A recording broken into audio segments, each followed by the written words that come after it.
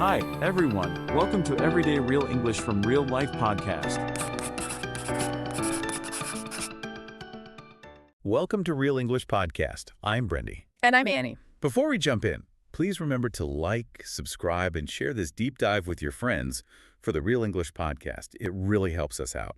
Okay, so today we're doing a deep dive into morning routines. Right, not just, what to do, but really understanding the science behind why certain habits work. Exactly. We're looking at how to start your day feeling, focused, positive, and full of energy. And our mission here is to give you a clear, science-backed plan, something you can actually use. And along the way, we'll definitely practice some useful English phrases for talking about these morning habits. So we've looked into quite a bit of research, haven't we? Neurobiology, performance science. Yeah, lots of stuff. And the biggest takeaway, it seems like a great day isn't really about luck. It's more about timing and stacking habits. Precisely. We need to kind of move away from just relying on willpower, And instead leverage our body's natural chemistry. I like that idea.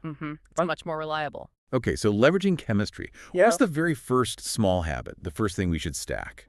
Right. So we start with an immediate win. Like as soon as you wake up, Don't hit snooze? definitely avoid the snooze button. That just makes you groggier. Okay, no snooze. Then what? Then immediately, one simple step.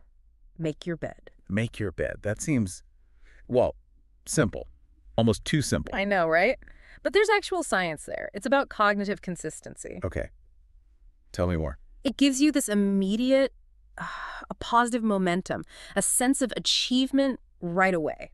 Like task number 1, done. Exactly. You're basically telling your brain, hey, I completed my first task successfully. Ah, I see. And that sets a tone. It really does. It's like an internal message saying you deserve a nice space and you're someone who takes action. So the phrase is simple. I make my bed every morning. And that little action builds confidence. Okay, got it. So bed made. That first micro achievement is done. What's the first thing we should put into our body? Hydration. Super important. Most of us are dehydrated after sleeping for, say, 8 hours. Right, you lose a lot of water just breathing. Exactly. So you need to interrupt that dehydration cycle straight away. So I start my day with a glass of water. That's the phrase. That's the one. And we're talking a decent amount here. Like a large glass. Yeah. Maybe 16 to 32 ounces. Yeah, something like that. And here's a little tip we found. Add a tiny pinch of salt. Sea salt, preferably. Salt? Why salt? Well, it sounds weird, maybe, but your brain cells, your neurons, they actually need sodium to work properly, to send signals effectively. Okay. Adding just a little bit of salt helps your body hold on to the water better. It helps the water get absorbed into the cells. So it optimizes like communication in your nervous system. You feel alert faster. That's the idea. Yeah. Interesting. A large glass of slightly salty water. Okay. Okay? Powerful combo. But the next step, right after hydration, you said this one is crucial. It sets the whole hormonal stage for the day. It involves light. Yes, exactly. This is where a lot of people get the timing wrong. Getting light exposure in your eyes early is, it's vital. For mental health, for alertness, non-negotiable, really. You mean actual sunlight? Sunlight, yes. You need to physically go outdoors. How long? About 10 minutes is usually good. If it's super cloudy where you are, you might need longer, maybe up to 30 minutes. Okay, and the advice is really specific here. No sunglasses. Right. No sunglasses. And critically, don't just look through a window. Why not through glass? Because glass filters out some of the essential wavelengths of light, the specific types of light our body needs to get that signal. What signal are we trying to send? We're trying to trigger a healthy, strong cortisol pulse early in the day. Cortisol. Isn't that the stress hormone? Sounds a bit scary. That's a really common misconception. Cortisol gets a bad rap. Okay. It only becomes a problem when it's high all the time or like when the timing is off. That surge of cortisol right when you wake up, that's actually natural and healthy. Oh. It sets your internal clock, your circadian rhythm. It basically tells every single cell in your body, your liver, your heart, everything. Okay, it's daytime. Time to be alert. Ah, I see. So the light triggers that morning boost. Exactly. And if you don't get that strong light signal early on, Then the cortisol boost comes too late. right. And research links that late cortisol pulse to feeling less focused, maybe some brain fog, even symptoms of depression sometimes. Wow. So getting outside first thing is about maximizing natural alertness before we even think about coffee or anything. You got it. Maximize the natural stuff first. Amazing. Okay, that completely changes how I think about those first 10 minutes outside. Light first. Then we move the body. Then we move. Step 3, move your body and focus your mind. So once we've got those hormonal signals optimized with light, the next key piece is movement. Does it have to be intense, like a full workout? Not at all. Even just gentle movement like stretching or a short walk can be incredibly beneficial. Okay. I like to stretch my body just to wake up the muscles. Stretching gives me energy. It feels good. It does feel good. And you mentioned walking. A walk actually does more than just wake up muscles. There's something called optic flow. Optic flow. What's that? It's basically the visual information you get when you move forward, like seeing the world stream past you as you walk. Okay.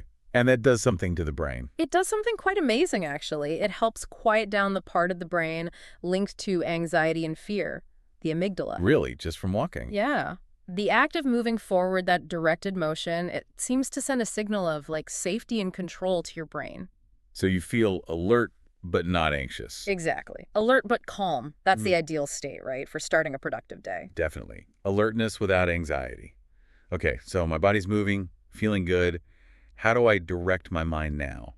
So here you've got a couple of great options for mental clarity. First one, journal your tasks. Okay.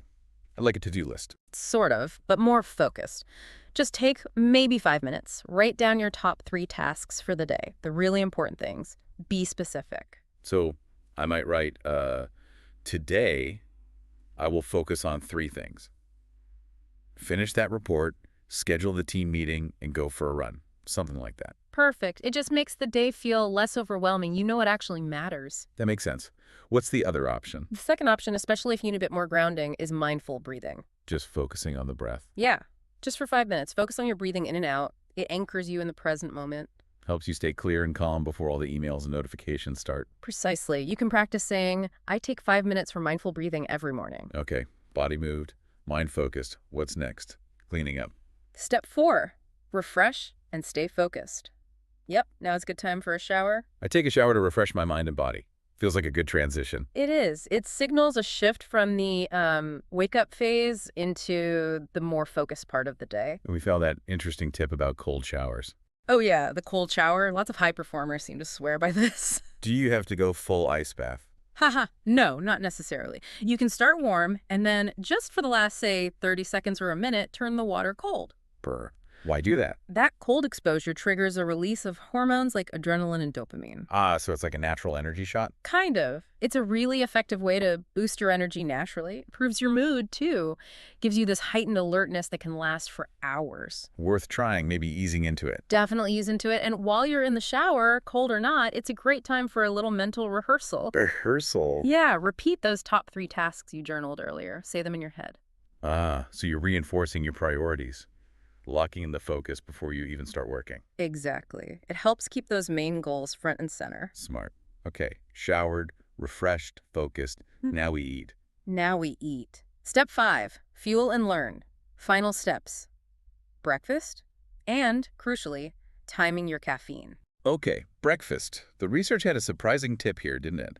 About carbs versus protein. It did. It's kind of counterintuitive. Most people think, protein for focus. Right, like eggs or something. Yeah, but the science suggests that a carbohydrate-based breakfast might actually boost attention better than high sugar or even high protein meals. Really? What kind of carbs are we talking? Not sugary cereal, I assume. Definitely not sugary cereal. We're talking complex carbohydrates, things like oatmeal with fruit, or maybe some whole grain toast. Why would carbs help attention more? Well, complex carbs gently increase the availability of tryptophan in the brain. Tryptophan. That makes you sleepy, doesn't it? Like after Thanksgiving dinner. Well, yes, but it's also a precursor to serotonin. And serotonin helps regulate mood and attention. It seems to optimize the brain for sustained focus. Interesting. So I eat oatmeal and fruit for breakfast.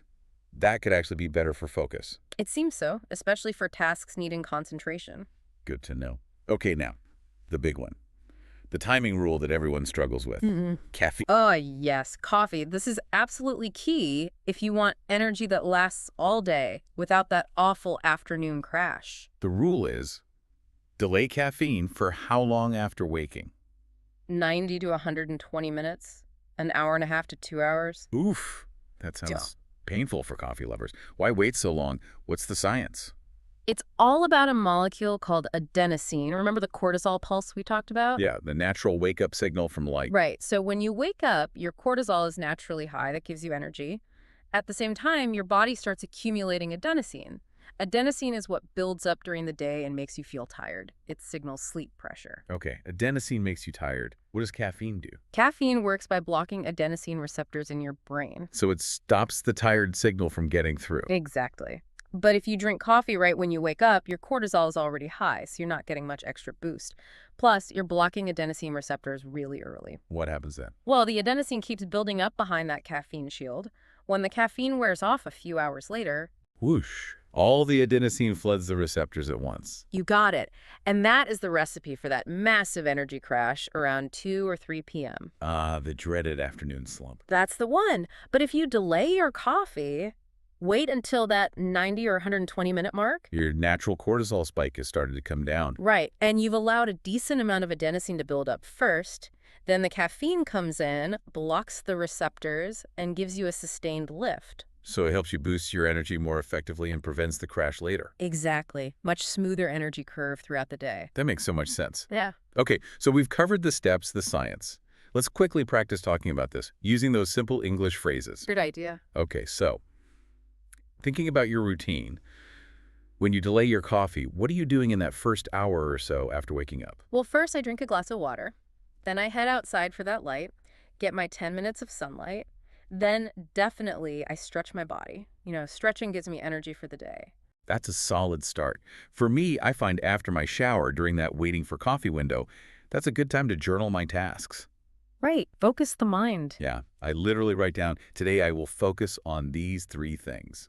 It really helps keep my mind sharp before the day gets crazy. It's amazing, isn't it, how having that structure built with simple habits and clear language makes such a difference. Absolutely. And for listeners wanting to make this stick, consistency is key, right? Definitely. They talk about the 21-day rule, sometimes 2190. Trying a new habit consistently for about 3 weeks really helps build it into your life. So here's a challenge for you listening. Tomorrow morning, just try maybe 2 steps from this routine. Yeah, maybe just the hydration and the light exposure. See how you feel. And while you're doing them, practice the English. Say the phrases in your head or even out loud if you can. I make my bed. I stretch my body. I boost my energy. Connecting the English to your real life, your daily habits. That's really the best way to make it stick. It becomes practical. So true. Well, if you enjoyed this deep dive and found it useful, Please hit that like button, subscribe if you haven't already, and share it with your friends who might benefit. and one final thought to leave you with. Something to consider. Researchers talk about whether you're naturally an early bird or a night owl. Yeah, based on something called the MEQ, the Morningness Eveningness Questionnaire. Right, so understanding your own natural internal clock, when you genuinely feel most awake, that can help you tailor a routine that really works for you. Rather than just trying to force yourself into a schedule that fights your own biology. Definitely something to think about. Absolutely. Start your day focused and positive. With English and with Real English Podcast. Want to practice these phrases? Download your free PDF guide to review vocabulary, role plays, and quizzes. Find the link in the description and pinned comment, and feel free to share it with friends. Like and subscribe for more English tips.